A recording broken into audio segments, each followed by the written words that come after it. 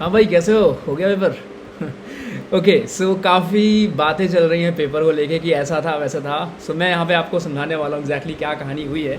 ठीक है, आपको मैं चैट भी दिखाने वाला हूँ कि जो मेरे स्टूडेंट्स कुछ देखने गए थे, सॉरी देने गए थे एग्ज़ाम, उनका कैसा हुआ है एग्ज़ाम, और उन्हीं के फीडबैक के अकॉर्डिंग ही मैं इसमें आपको चीज़ें बताने वाला हूँ। कुछ कट ऑफ के बारे में ही बताऊँगा। सो पहले मैं वही दिखा देता हूँ कुछ इनके मैसेजेस कि ये क्वेश्चंस हैं। मैं इसको लिख दूंगा खुद अभी क्वेश्चंस, बट आपको जहाँ पे यहाँ दिख भी रहा होगा, ठीक है, दिख भी रहा होगा कि जैसा हमने पढ़ा है, जैसा भी मैंने आपको पढ़ाया है, ट्रस्ट भी पेपर का लेवल, हाँ माना मैंने जीके थोड़ा सा ट्रिकी आ रहा है, लेकिन अगर आपने वो फॉलो किया है, चाहे वो मैथ्स हो, चाहे वो आपका रीजनिंग हो, चाहे कोई भी सब्जेक्ट हो यार, ट्रस्ट मी एग्जाम क्लियर है।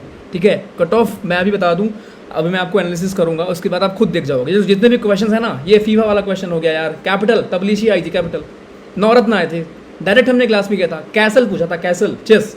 ठीक है, तो जितना बड़ा है यार उसमें से चीज़ें आने वाली हैं, और जीके आपका इतना अनप्रेडिक्टेबल होता है कि अगेन जैसे मैंने आपको बोला था कुछ चीज़ें आएंगी। ठीक है, सो ये आप चैट में देख भी सकते हो कि एग्जैक्टली पेपर के बारे में क्या बातें हैं, मतलब सबको ही टफ लगा है थोड़ा सा। ठीक है, थोड़ा सा ट्रिकी सबको ही लगा है, तो आप कोई अकेले नहीं हो, आप कोई अकेले नहीं हो जिसको ये चीज़ें टफ लगी हों। So just know this, okay, just know this कि आप अकेले नहीं हो। ठीक, तो मैं आपको बताने वाला हूँ क्वेश्चंस आपके, आप पढ़ना चाहो तो ये पढ़ सकते हो, फीडबैक्स वगैरह जो भी है मेरे। ठीक है, आई एम रियली हैप्पी, काफ़ी मैसेजेस आए हैं, मतलब मेरे बैच वाले तो चलो है ही है, उनको तो पता ही है, वो तो मेरे साथ 2 महीने से कर ही रहे हैं। ठीक है, बट उसके अलावा जो यूट्यूब से काफ़ी लोगों के मैसेज आए हैं, सो मैं based on those things, firstly I want to thank you guys for your lovely messages कि सर काफ़ी हेल्प हुई, खासकर मैथ्स और जीके और रीजनिंग में। ठीक है, सो अगर मैं पेपर के लेवल की बात करूं, so let me tell you, paper का लेवल मॉडरेट लेवल का था। ठीक है, as compare to your previous papers it was of moderate level. ठीक है, और क्योंकि हम प्रीवियस ईयर से ही कंपेयर कर सकते हैं, तो लास्ट ईयर अगर कट ऑफ 165 थी, so based on this shift, first shift के बेसिस पे आई कैन से दिस कि भैया इससे तो कम जाएगी डेफिनेटली, और कम जाने का मतलब है कम से कम 10 से 15 नंबर कम जाएगी। केवल फर्स्ट शिफ्ट की बेसिस पे बात कर रहा हूँ, केवल फर्स्ट शिफ्ट की, डिपेंड करता है बाकी की शिफ्ट्स कैसे आएंगी। ठीक है, अब यार क्वेश्चन मैं आपको बताता हूँ। देखो, आपको लग रहा है कि सर जीके ट्रिकी था, लेकिन उतना ट्रिकी नहीं था। मैंने आपको क्लास में पढ़ाते हुए बोला था कि यार 25 में से कुछ भी हो, आप, हमारा एम क्या है कि 12-15 से या 20 के बीच में हो जाए, इसी के बीच में हो जाए। ठीक है, इतना ही हो पाता है। अगर मैं आपको क्वेश्चन याद दिलाऊं जो हमने क्लास में किया था, एक क्वेश्चन आया था आपका इटालियन ओपन के ऊपर, थोड़ा सा ट्रिकी क्वेश्चन, थोड़ा सा घुमा के पूछा है, लेकिन टॉपिक्स वही है, इसलिए मैंने आपको उसके बारे में डिटेल भी बताया था। इटालियन ओपन फर्स्ट शिफ्ट में पूछा कि भैया क्या इसमें कुछ रूल काइंड पूछा था। ठीक है, प्राइस मनी पूछी थी शायद। ठीक है, सेकंड शिफ्ट में, आगे की शिफ्ट में पूछ सकता है, विनर में भी विनर पूछ सकता है, इसीलिए हमने पढ़ा है ना वो सब तरीके करके, इसलिए हमने रिलेट करके पढ़ा है भैया कि कुछ भी पूछेगा आप कर रहे हो। ठीक, निकनेम्स आए हैं, निकनेम्स जो हमने किए थे उसमें से निकनेम्स आए हैं आपके। सबसे बेस्ट तो फीफा कितनी बार पढ़ाया था यार, ये उरुग्वे आया था, फीफा का उरुग्वे आया था, ईयर पूछा था 1930, लिख के किया है, आप वीडियोस देख लो। ठीक है, आप जाके वीडियोस देखो। जॉर्जिया कैपिटल पूछा था उसने, मैच द फॉलोइंग करके शायद ऐसा कुछ था। ठीक है, तबलीशी चिल्ला चिल्ला के मैंने बताया था यार कि कैपिटल्स वही आएंगी जो आपकी न्यूज़ में हैं। हेडक्वार्टर्स, अगेन हेडक्वार्टर्स आपका आया था आयरी का, वीडियो उठाओ, हमने सारे हेडक्वार्टर्स कवर किए थे गाइस। ठीक है, अगेन दोबारा वो देख लेना, क्योंकि अब ये नहीं आएगा, इसके अलावा कोई और हेडक्वार्टर आ सकता है। आपके कुछ मिसाइल के नाम आए थे, जैसे रफेल के लिए मैंने आपको बताया था, उसी में मिसाइल का नाम आया था कि स्कैल्प कहाँ पे यूज होती है। ठीक है, इस तरह के आपसे क्वेश्चन। अकबर के नवरत्न, अब बताओ, ये 2 बार मैंने क्लास में पढ़ाया था, अकबर के नवरत्न में पूछा था कौन नहीं है। ठीक, मे भी इस बार काम पूछ ले आगे की शिफ्ट में। तो भैया क्वेश्चंस वही हैं जो हमने क्लास में किए हैं। एक क्वेश्चन था लेक का, कि आपकी जो फ्रेश वाटर लेक है वहाँ से कौन सी रिवर गुजरती है, शायद ये था, फ्रेश वाटर लेक कौन सी रिवर गुजरती है। आपको अगर याद हो, मैंने आपको पढ़ाया था भैया ऐसे ड्रॉ करके कि यहाँ पे क्या है, यहाँ पे आपकी कौन सी लेक है, वूलर लेक है, फ्रेश वाटर, जम्मू कश्मीर बताया, जम्मू कश्मीर में है। तो भैया इतना तो दिमाग लगाना पड़ेगा ना कि यार जम्मू कश्मीर में है, तो यहाँ पे ऑप्शन में एक ही रिवर थी, झेलम, जो कि जम्मू कश्मीर से फ्लो करती है। ईजी था यार, ये सब किया था हमने, प्लानिंग कमीशन के ऊपर था, प्लानिंग कमीशन के ऊपर गाइस एक क्वेश्चन था। मे भी आगे के सेशंस में जो हमने पॉलिटी में और पढ़ा हुआ है उसमें से आ सकता है, तो प्लीज़ उसको रिवाइज करो। मैं फिर से बोल रहा हूँ, जीके ऐसा सब्जेक्ट है कि you can never be sure कि 20 के ऊपर आप करेक्ट कर लो।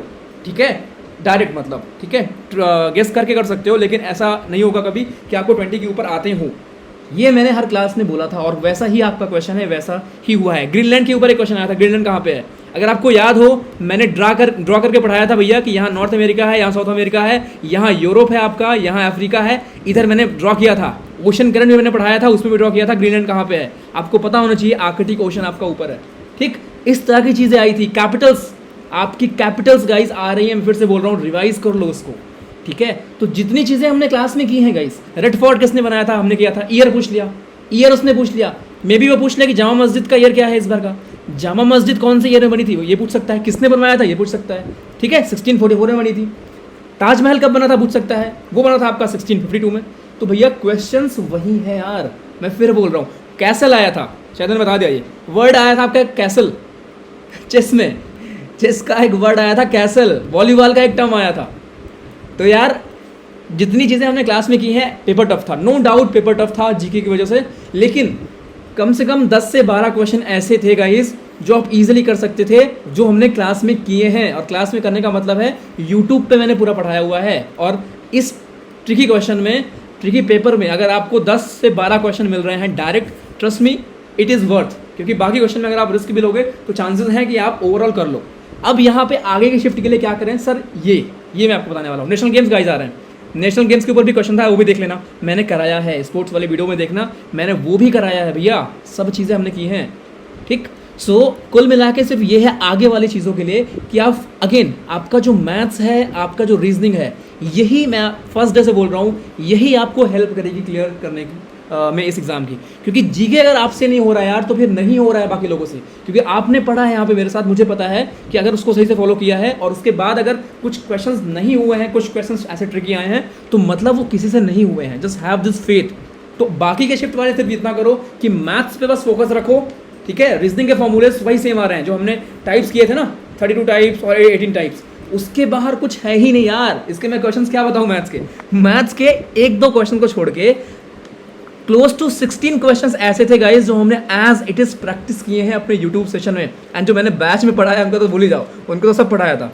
रीजनिंग में भी वही हाल है, रीजनिंग में कुछ जीके के उसमें डाल दिए गए थे एनोलॉजी में। मैंने बोला भी था कि रीजनिंग ऐसा है कि आप 28 से 29 आपसे हो रहे हैं तो बहुत अच्छी बात है, वही कहानी है।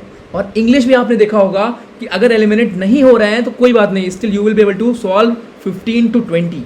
बस अगर इस एग्जाम में फर्स्ट शिफ्ट में अगर आप if you were able to score 160 ना, your exam is clear, trust me your exam is clear. अगर आप 160 के ऊपर स्कोर कर रहे हो शिफ्ट 1 में।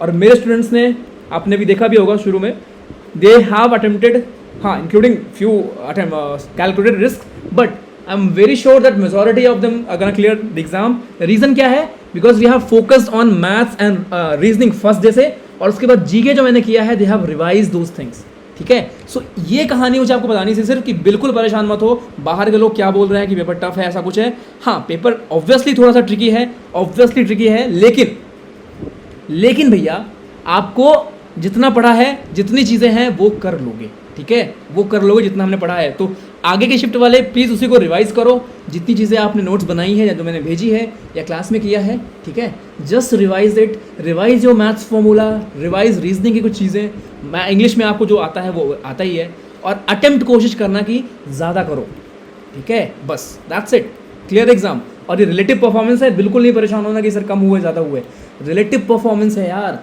रिलेटिव परफॉर्मेंस का मतलब क्या होता है कि आप एक काइंड ऑफ रेस है जिसमें कि सब लोग भाग रहे हैं, ठीक है। सो आपको उसके अकॉर्डिंग अगर आप आपकी परफॉर्मेंस ना उनके बेसिस पे जज की जाएगी, ठीक। तो बिल्कुल परेशान नहीं होना है।